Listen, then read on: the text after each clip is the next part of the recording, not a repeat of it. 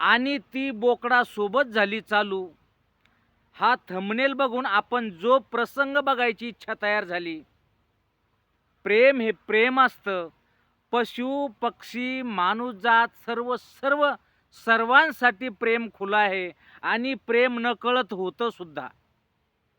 प्रेम झाल्यानंतर कळतं की प्रेम काय असतं. प्रेमाची व्याख्या ही प्रेम झाल्यावर कळते. आधी कुणाला प्रेमाची व्याख्या समजत नाही. प्रेम ह्या जगामध्ये एक अमूल्य ठेवा आहे. प्रेम जिथं प्रेम नाही तिथं काय नाही. जिथं प्रेम नाही तिथं जीवन पण नाही असं म्हणलं तरी हरकत नाही. मनुष्य जात ही प्राणी मात्रावर प्रेम करते, पक्ष्यावर प्रेम करते, पक्षी पण माणसावर प्रेम करतात, प्राणी सुद्धा माणसावर प्रेम करतात.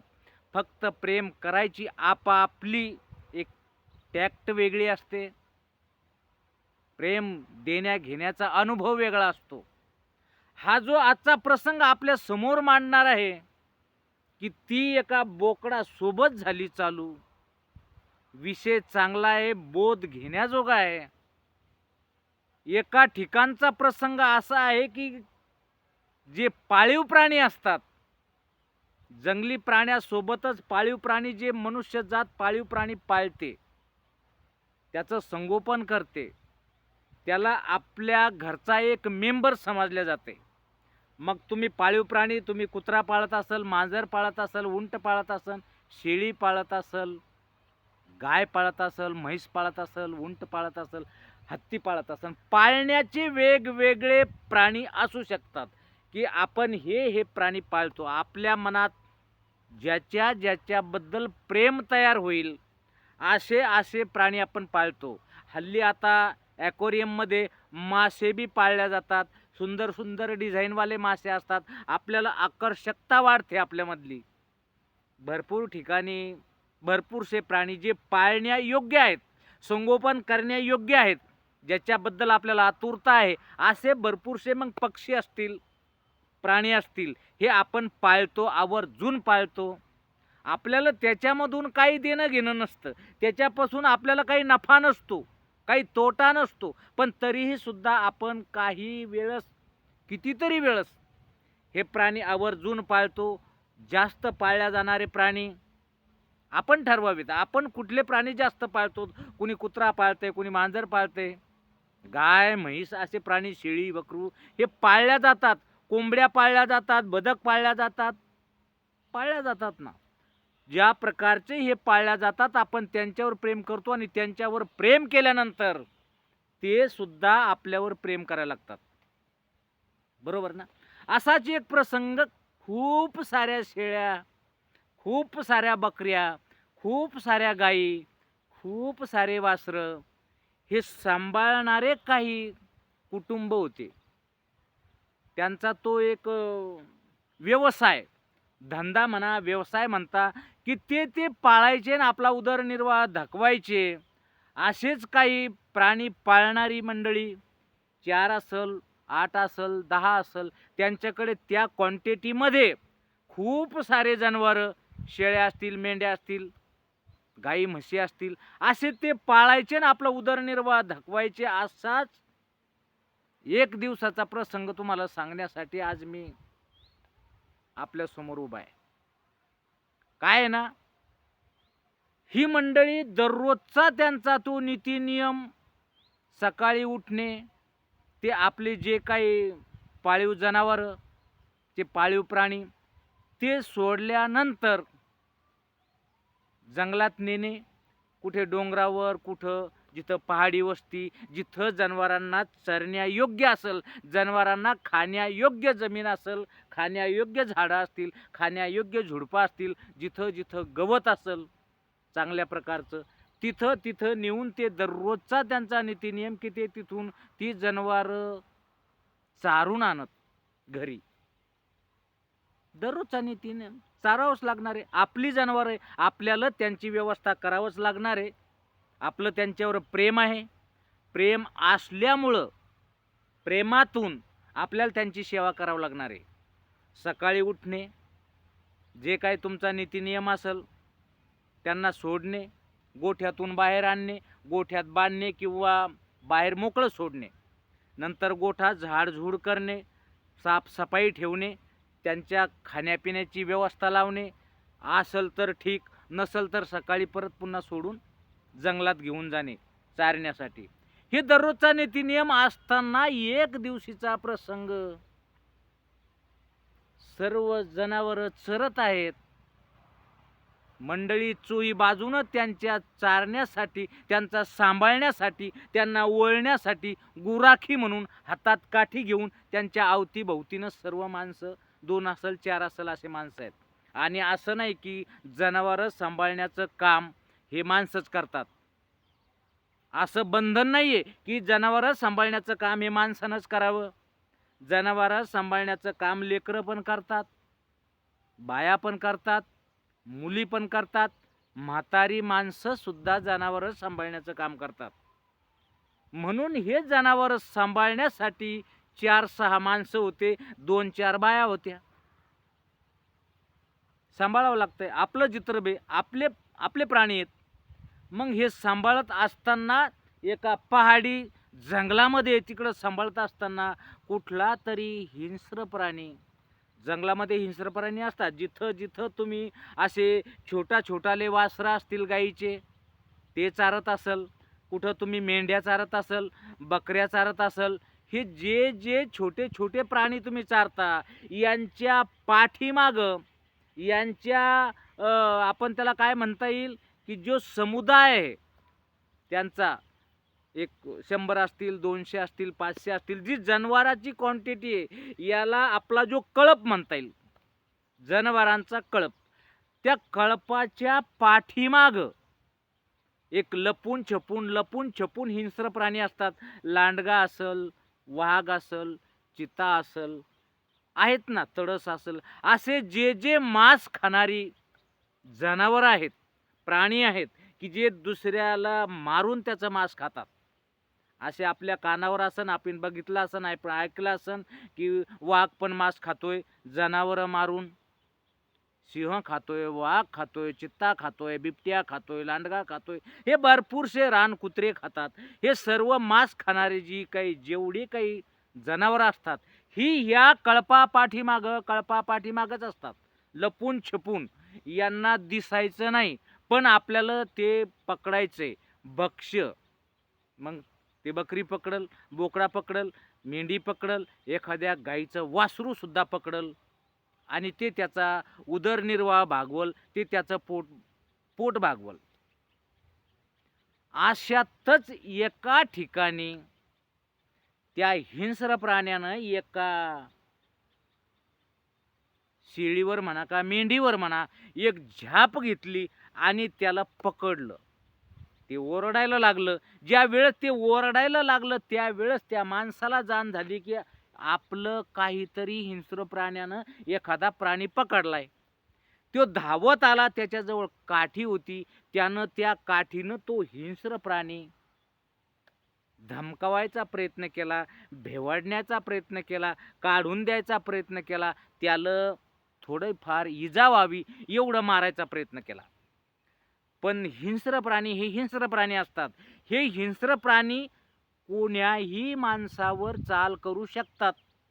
असं नाही की त्यांच्या नजरेसमोर एखादा प्राणी आलाय, मग प्राण्यावरच हल्ला करून प्राणीच धरायचा आहे, प्राणीच पकडायचा आहे, प्राणीच मारायचा आहे आणि प्राणीच खायचा आहे, असं बंधन नाही. जर तुम्ही एखाद्या हिंस्र प्राण्याला जर तकलीफ देत असाल, तुम्ही जर त्याला मारत असाल, इजा पोहोचत असाल, तर हिंस्र प्राणी हा तुमच्यावर बी वार करणार, तुम्हाला बी वेठीस धरणार आणि मग त्यानं वेठीस धरल्यानंतर आपल्या सुद्धा जीविताला धोका होऊ शकतो, हानी होऊ शकते. असं ज्या वेळेस त्यांनी ती शेळी बकरी पकडली आणि ते निघालं, त्यावेळेस त्या माणसानं त्याच्यावर हल्ला चढवला. त्यानं हल्ला चढवत असताना त्यानं ते शेळी बकरी दिली सोडून त्या हिंस्र प्राण्यानं, आणि त्यांनी त्या माणसावर हल्ला चढवला आणि अक्षरशः त्याची मान धरून त्याला झाडीत ओढून नेलं. काय केलं? शेळी बकरी सोडून दिली. भुकेचा प्रॉब्लेम मोठा वेगळा असतो. जर तुम्हाला भूक लागली असन, आपण माणूस जाते, भूक लागली असन तर अगदी आपण शिळं पाळं वाळले कुटके सुद्धा खायला तयार होतो.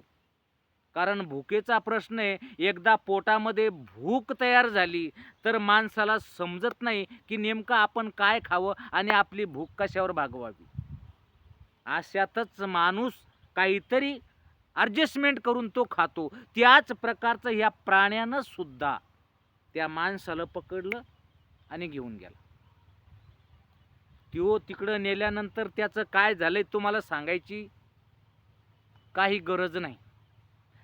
पण ज्या वेळेस ते तिकडं निघून गेला, मग यांची घरी यायची वेळ झाली. ज्यावेळेस सर्व जनावरं कळप घराकडे निघाला, त्यावेळेस यांनी पाहिलं की आपला अमुक आला, तमुक आला, ह्यो आला, त्यो आला, अमुक तमुक ही ती अमुक सर्व आलेत, पण एक माणूस नाही. चला असल तो कळपाच्या समोर असल, कळपाच्या साईडला असल, कुठं बसला असल, कुठं उठल येईन, येणारच आहे. दररोजचा रुटीनचा नीती नियम आहे, तो येणारच आहे. आपण सोबत जाणारच आहे घरी. पण एक जो बोकड होता, त्यानं तो बघितला होता प्रसंग. तो बोकड त्या ठिकाणाहून हालायला तयार नव्हता. ज्या बकरीला पकडलं त्या हिंस्र प्राण्यानं, तिथं कळपात चालल्या गेली. माणसाला पकडल्यानंतर तिला जीवदान भेटलं, तिथं चालल्या गेली. पण हा बोकडानं पाहिलं होतं काय झालंय काय नाही झालं, हा तिथून हलायचा पत्ता नव्हता. ज्या वेळेस तो बोकड तिथं दिसला त्या टायमाला सर्व मंडळी म्हणे, अरे हा बोकड तिथून का हलत नाही, ये ये अमुक तमुक. त्याला बोलावण्यात आलं, त्याला हाणण्यात आलं, त्याला हाकलण्यात आलं, त्याला जबरदस्ती ओढण्यात आलं, पण तो तिथून हाकलून दिला तरी हालायला तयार नव्हता. शेवटी त्यानं त्या माणसाला समजावायचा प्रयत्न केला, पण कोणी समजावलं गेलं नाही. त्यानं शेवटी त्या बाईच्या पदराला पकडलं आपल्या जिभीनं, आपल्या दातानं, आणि तो त्या बाईला घेऊन तिकडं निघाला. जिकडं तो हिंस्र प्राणी गेला होता त्या साईडला घेऊन निघाला. हे बघलं बाकीच्या मंडळीनं की ह्या बाईला, ह्या मुलीला ह्या बोकडानं तोंडाला पदर धरून ओढत चालवलंय. खरी हकीकत काय आहे? म्हणून त्यांनी परत 2-3 माणसं हातात काठ्या घेऊन त्या बाईच्या पाठीमागं, बोकड सोबत आहे, बोकड तिला पकडलेलं आहे, बोकड चाललेला आहे, तिच्या सोबत ती बाई चाललेली आहे, बाई सोबत काठ्या घेऊन 2-3 माणसं चाललेली. असंच थोड्या अंतरावर गेल्याबरोबर त्यांना दिसलं तो माणूस तिथं मारून टाकलेला आहे आणि तो हिंस्र प्राणी तिथून गेलेला आहे. माणसालाच खाईल असा काही नाही. हिंस्र प्राण्यानं जर माणसाची शिकार केली तर तो खाईलच असं नाही, पण त्याच्या मनामध्ये जी आग असते, जो हेतू असतो, जो त्याला छेडलंय म्हणून जो राग असतो, त्याच्यामुळं तो माणसाला मारून टाकतो. त्यानं तसंच केलं. त्या माणसाला मारलं आणि साईडला जाऊन बसलं. हे जेव्हा गेले त्यांनी बघितलं तो माणूस मेलेला होता. आणि जो माणूस मेलेला होता तो माणूस त्या बाईचा नवरा होता, जी त्या बोकडानं घेऊन निघाला होता. त्या बाईनं टाहो फोडला, फायदा नव्हता. तिनं त्याला हलवून पाहिलं, तिनं त्याला जागून पाहिलं, तिनं त्याला उचलून पाहिलं, तिनं त्याला बसवून पाहिलं, जोर जोरानं आक्रोश केला, त्याला हंजडा हिंजड करून त्याला उठवायचा प्रयत्न केला. त्याची मान धरलेली होती, मानेतून रक्तस्राव झालेला होता, त्याच्या तोंडातून रक्त आलं होतं, त्याच्या काना नाकातून रक्त आलं होतं आणि तो अगदी ढिला पडला होता. त्या माणसाने नंतर ओळखलं की या हिंस्र प्राण्यानं याच्यावर वार केलेला आहे आणि हा माणूस मेलेला आहे. त्या 2-3 माणसांनी त्याला जवळ घेतलं, उचलून घेतलं आणि घराच्या वाटेने निघाले. हे घराच्या वाटेने निघाले.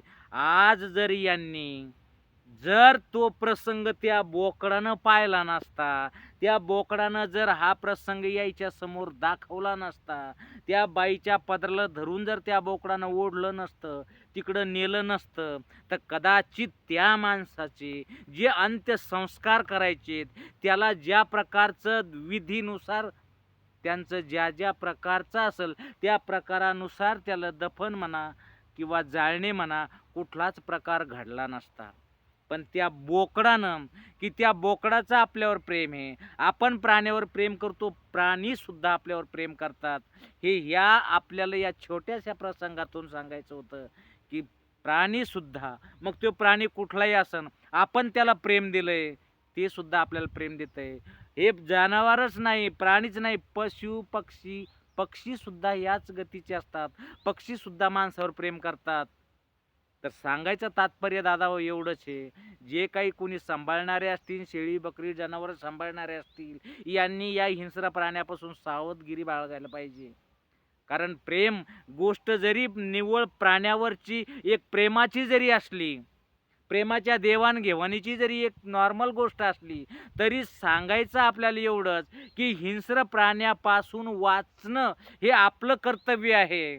आपल्याला सावधगिरी बाळगल्या गेली पाहिजे. प्राणी शेवटी हिंस्र तो हिंस्र असतोय, त्याला आपल्या इतकी बुद्धी नसते, त्याला फक्त भक्ष्य आणि भूक एवढंच त्याच्या पुढं टार्गेट असते. एवढाच त्याच्या मनात विचार असतो की मला भूक लागली, मला कुठून तरी अन्न मिळवायचंय.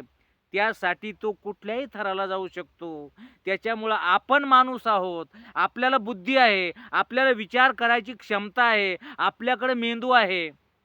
मग आपण चांगल्या गोष्टीचा विचार करून, खरं काय वाईट काय या गोष्टीचा विचार करूनच निर्णय घ्यावा. आपण जनावरं पाळत असाल, आपण जनावरं चारत असाल, आपण मेंढपाळ असाल, आपण शेळ्या पाळत असाल, आपण जनावरं पाळत असाल, सर्व गुराख्यांसाठी आमची आग्रहाची विनंती की बंधुओ, तुम्ही जनावरं पाळत आहात, चांगली गोष्ट करता आहात, पण या गोष्टीला दुजुर्वा देऊन चालणार नाही. या गोष्टी सुद्धा लक्षात असू द्या की आपल्याला हिंस्र प्राण्यापासून सुद्धा वाचायचंय. जितकं आपल्याला आपली जनावरं वाचवायची, हिंस्र प्राण्यापासून आपली जनावरं वाचवायची, त्याच प्रकारे आपल्याला आपलं जीवन पण वाचवायचे. आपल्याला हिंस्र प्राण्यापासून सावध राहायचे, जेणेकरून आपल्याला आपल्या मागं कुटुंबाचा मोठा भार आहे, आपण कुटुंबाचा आधार आहे, आपल्या मागं भरपूर सारी मंडळी आहे, ज्याचा सर्व काही आधारस्तंभ आपण आहोत. जर आपण गेलो तर मागचं सगळं डॅमेज होऊन जाईल, डिसमिस होऊन जाईल आणि यांना काही सुचणार नाही. जर आधारस्तंभच जर कोलमडून पडला तर घराचा नाश होतो.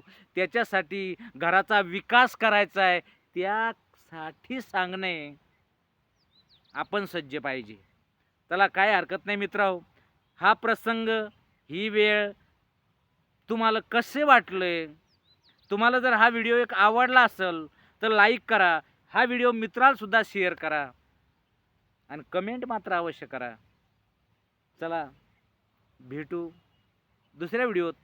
तोपर्यंत धन्यवाद.